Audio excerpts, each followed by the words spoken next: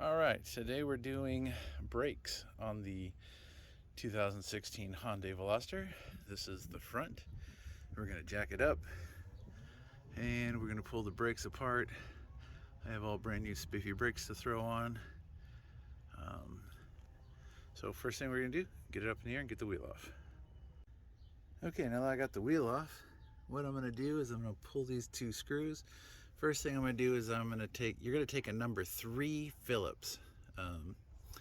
Anything smaller, all you're gonna do is strip this out. What I usually do is take my Phillips and tap it in, make sure it seats really good.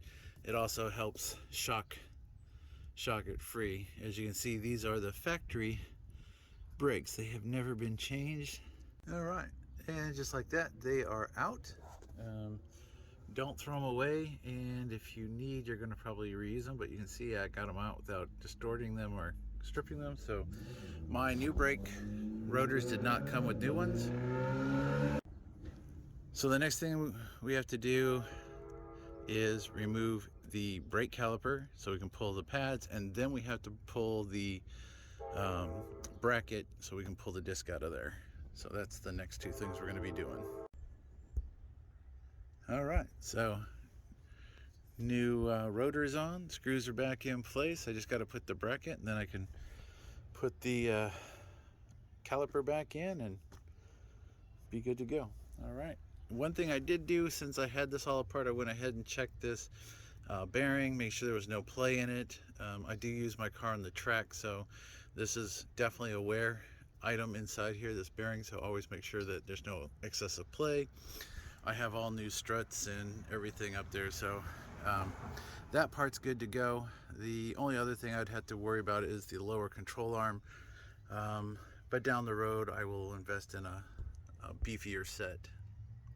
So now we'll get the calipers bracket back on and then do the brakes.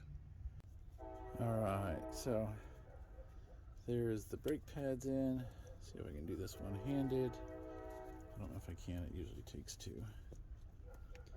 Yeah, it's gonna take 2. So bottom clip,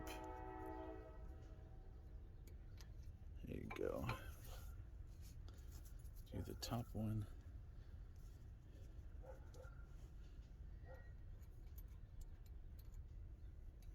And dick. All right, and that's that. All right, now to put the caliper back in, put the wheel on and go finish up the rear brakes.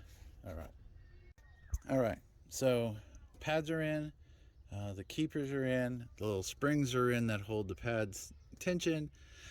You will have to retract the piston for your caliper.